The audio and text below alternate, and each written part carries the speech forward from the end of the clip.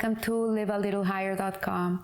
This week we read Parasha Behaalos'cha, and this parasha, through the years, I sometimes deliver more or less the same message because really it's so relevant to our days, and we have to really remind ourselves of this message, this eternal message, every moment of our lives. So it's never enough how much you can talk about this message of the menorah and how we need to be lamplighters into the world, that our job in our life, in our lifetime, is to kindle lights, to be that person that is bringing light to the world.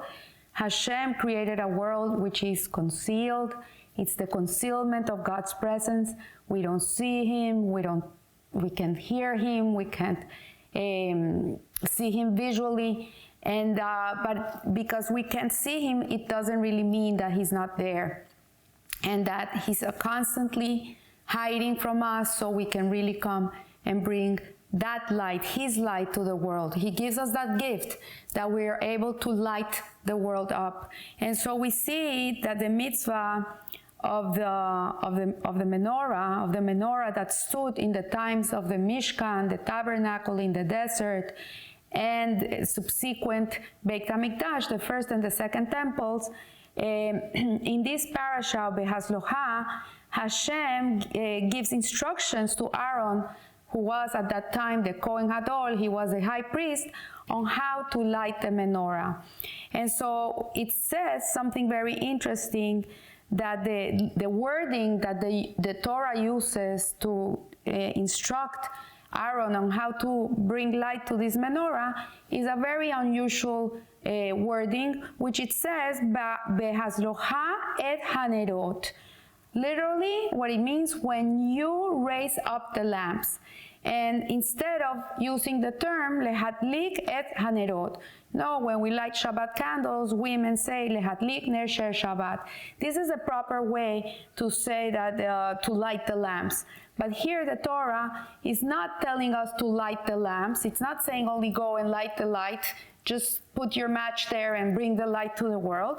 What it's saying is a little more, it's a little deeper. And Rashi explains that the Kohen had to coax the flame until it burned on its own. So it's not only lighting a match and lighting a candle and that's the end of it. He had to stand by with his candle, lighting the menorah, the light of the menorah. He had to stand there until this light could burn on its own. And there's a beautiful message about this concept from Zechariah, which he compares the Jewish people to the golden menorah.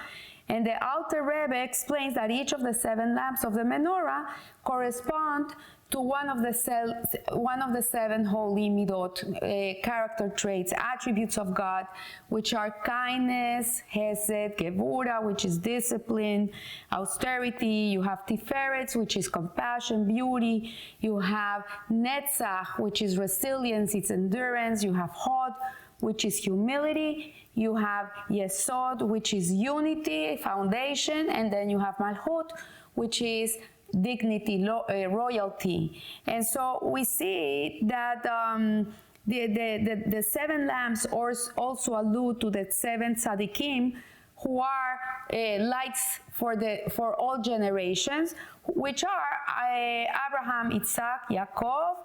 Then we have Yosef HaTzadik, we have Moshe Rabbeinu, we have Aaron HaKoden, and then we have King David. So these 7 lamps, these 7 luminaries that we call them, are what have brought that light to the world that till today we absorb and we can reflect. So it also alludes these 7 branches, these 7 arms of the menorah, to the 7 days of creation.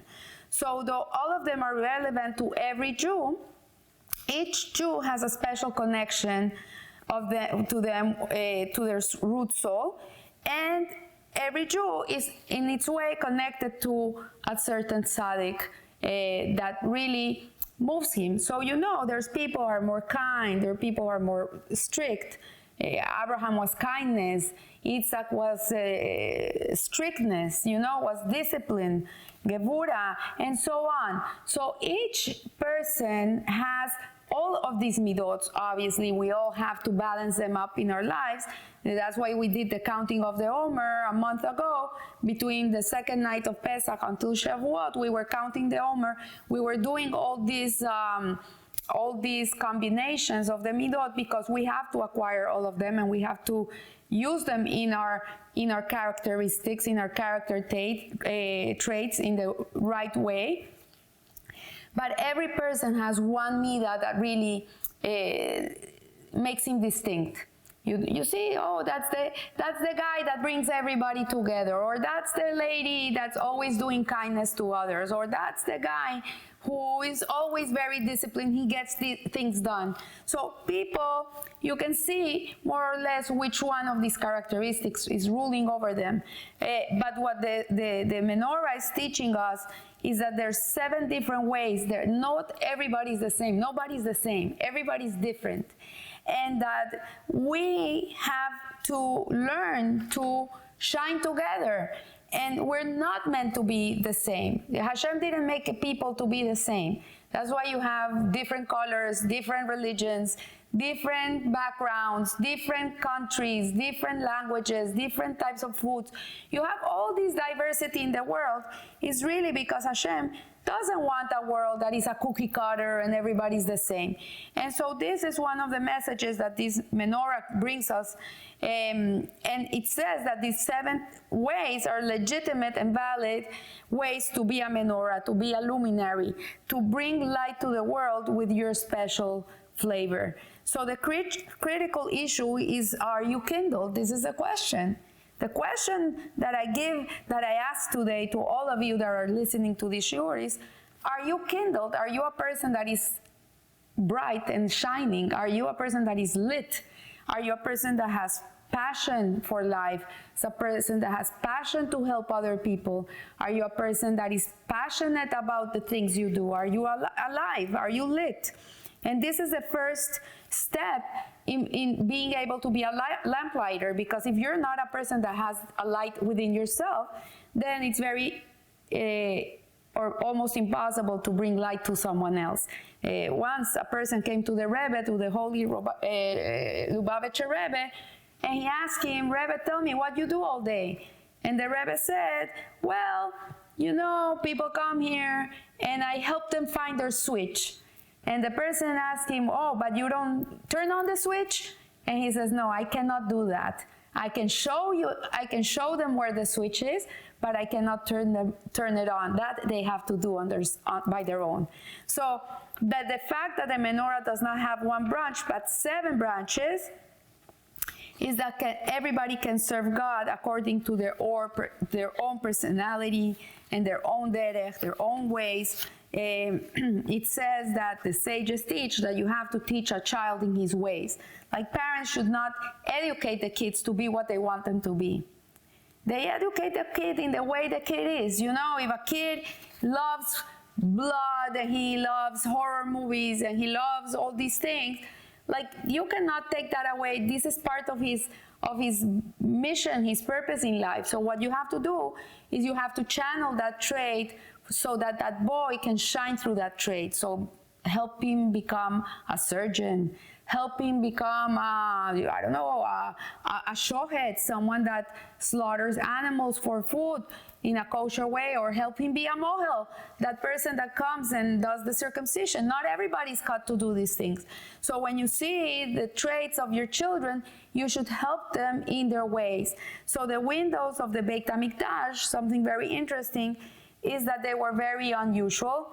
When you see a person builds a home, the windows of the home are designed so the light of the outside can come inside the home. The better the window, the better their angle, the better everything, the more light the house is going to have.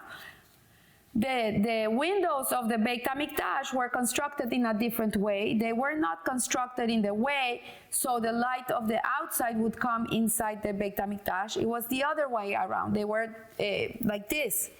So the light of the Beit HaMikdash, the light that was generated within the Beit HaMikdash would shine out to the world. And we learn from this that we are not supposed, a Jew is not supposed to be influenced by the outside world. We, on the other hand, have to be people that are influencing the outside world. You know, the Rebbe Lubavitch, I would say like 40 years ago, he decided to send all these shluchim, all these army of the Rebbe into the world, all these very religious young couples, and he sent them to different places in the world. He sent to Colombia. I remember I was one of these beneficiaries. Rabbi Yoshua Rosenfeld came to Bogota with his wife, his little son, and I was, I think, 12 years old when he came. And like Colombia, he sent them everywhere. He sent to Hong Kong, he sent to Vietnam. Anywhere there was a Jew, he would send this husband and wife to build a Chabad home and to bring Yiddishkeit, to bring holiness to the place and help the Jewish people that lived in these places be able to be lifted up. And so we see that people were very critical of this experiment, let's call it, of the Rebbe. They said, like, are you crazy? How are you sending these young couples to the world to go and live in places so remote? There's no kosher food, there's no kosher milk, there's no Jewish education for the kids. They're gonna be lost. They're not gonna make it. They're gonna become assimilated. And the Rebbe said, no. Because when you're a lamplighter, when you're a person that is going to bring light, when you're a person that's coming to a place to light the place up, you're not going to be influenced. You're the influencer. And so this is one of the ideas of the windows of the Beit HaMikdash, that when you are lit, when you yourself are lit, nothing of the outside world can really contaminate you, because you're lit. And so the contamination of the world cannot take over you. And so there's a verse that states, Ner Hashem Nishmas Adam. The soul of a Jew is a lamp of God.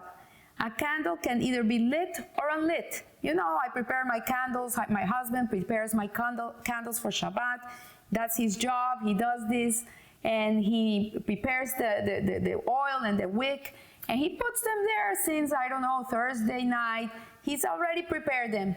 But they're not lit. They're not lit. They're standing there. They're waiting for someone to come and light them up. So we see that the same way wick and the oil and everything is there that is necessary for a luminary, but if it's not lit yet, it's not a candle. So yes, Hashem puts you in a body, He gives you a neshama. Your neshama is a light of Hashem. It's mamish, a piece of God without of you. The soul of a Jew is a lamp of God, and it's ready to be turned on. But the only person that can turn it on is you. Nobody else can do that for you. You yourself have to find the way in which you're gonna be a light. And so sometimes certain neshamas, there's certain souls that need more help. There's souls that come from a very high place, very lofty places. It's very easy for them to light up. Then there's people who are more simple. They come either from a lower level of a neshama, or maybe they were brought up in a place where they were devoid of Judaism and there was no sensitivity to holiness, and it takes a little longer for these neshamas. So whatever the reason, it doesn't mean that soul is not a light. What it means is that it's not on yet. And so that's why we need an Aaron HaKohen. We need someone like Aaron HaKohen, who is himself a luminary, to come and kindle the neshama of the Jew who is not lit up yet. So the Rebbe explains, the Rebbe Lubavitch, that one must kindle another person in a way of Behaalos'cha. We have to light the soul of another person the way that the Aaron HaKohen lit the menorah. How?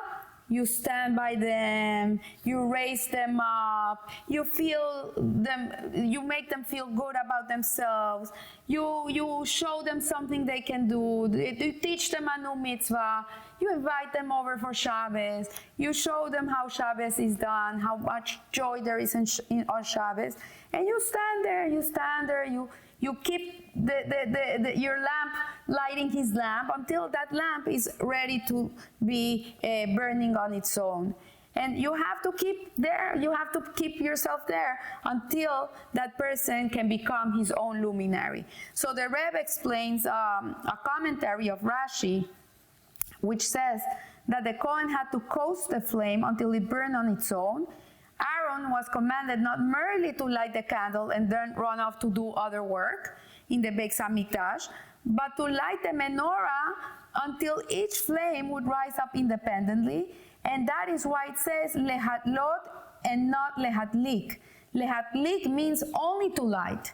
I lit it, it's not my fault, it went out. Like when you sometimes light your Shabbat candle and suddenly you do the bracha and suddenly there's a light that went out. It's not my fault.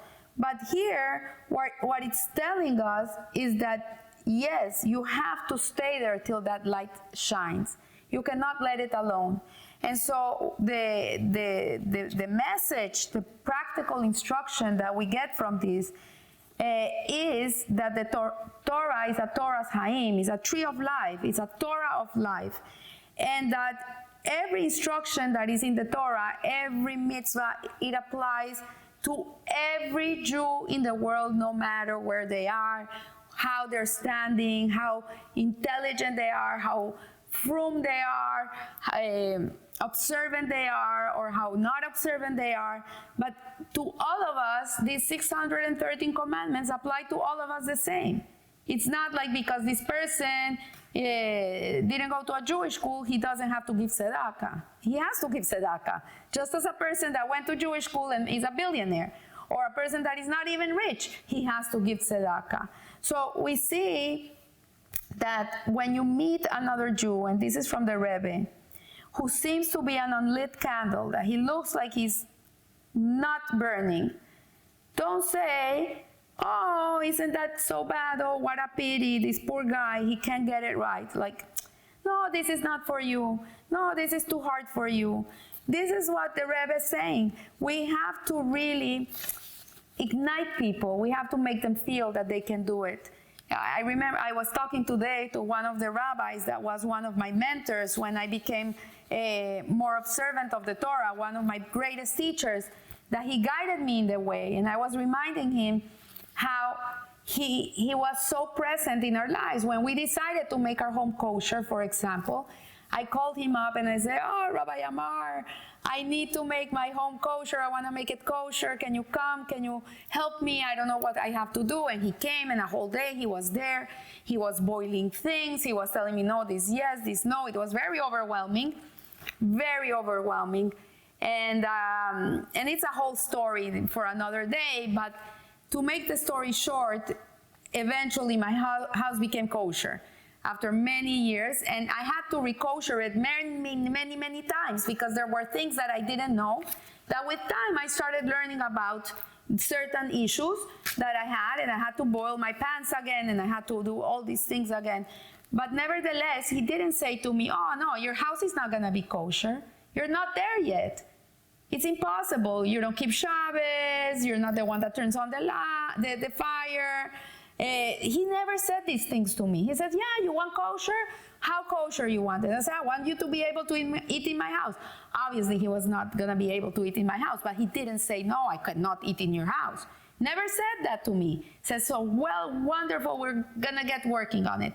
And when I started growing in the kashrut, and I started understanding things that I was doing that were not, he would have never been able to eat in my house. Then one step at a time, I started doing more and doing more and doing more. But you cannot tell a person, oh, you're not there yet. Oh, no, you can't do this. No. You first have to become Shomer Shabbat before you have a kosher kitchen. You cannot say that to a person because it's not like that. It's not like all or nothing. Like every little thing a Jew does has tremendous consequences. Like one little inch that the sun moves in this world, that you see the little movement of the shadow in the upper realms, it's kilometers and kilometers and kilometers of the sun moving. So we cannot tell people, you're not ready for this mitzvah. Or no, when you make money, then you can keep Shabbat. No, keep Shabbat. Do it the best way you can with what you have.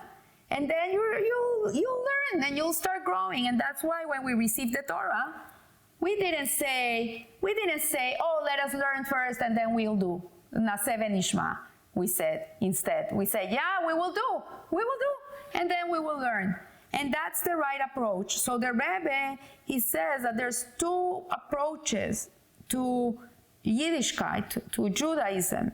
And he says there's one approach that is approach of love, of ahava, and then there's another approach which is yira, which is austerity, fear.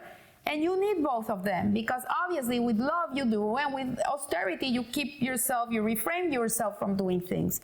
But he says that in the case of teaching people to get closer to Hashem, you have to go with ahava. You have to go with love. If you go with austerity, with yira, with gevura, you're not going to get the person.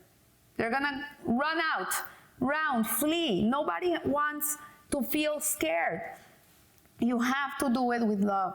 And so that's the way in which we are able to become lamplighters in our days, is when we bring people with love. With love, sometimes you see Jews throwing tomatoes at other Jews because they're not keeping Shabbat and they came through their neighborhood. This is not the way.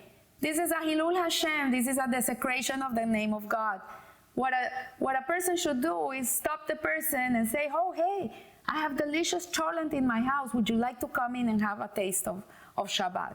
I invite you to my home. Come. And this is the way in which we get people to love Yiddishkeit, and to themselves become a lamplighter. And to finish off, the Pirkei Avot, the Ethics of the Fathers, it reminds us that it says that we have to choose to be like Aaron HaKohen, to be a person that loves other people. This is why he was given this mitzvah of kindling the lights, because Aaron HaKohen had so much love for everybody, so much patience for people. He really loved humanity. He didn't only love the Talmid Hacham, the great rabbi, the big donor. No, he loved even the most simplest of the simplest of the simplest. The Pirkei Avot says because he loved every creature. Imagine, he gives them the appellation of a creature, a person that is completely ignoramus, has no idea of nothing. He calls him a creature. Why a creature?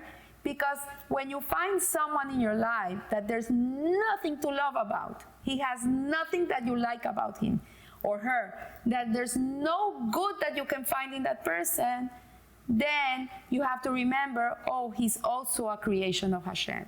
This creature is also a creation of Hashem. And just because he's a child of God, you love him. And this is the ability that Aaron HaKohen exemplified, and that we come from him, that from these lessons of the Kohen, of how to treat people and how to love people, and to always try to look for the good thing in everybody and try to put people together. If people are fighting, try to tell them, oh, your friend misses you, and you go to the other one, you say, oh, your friend misses you. And in that way, people make peace, because he was a peacemaker. And to be a lamplighter, you need to be a peacemaker. You cannot be a person that is dividing the world. You're not going to light any light. You're going to shut them off. You're going to just extinguish the menorah.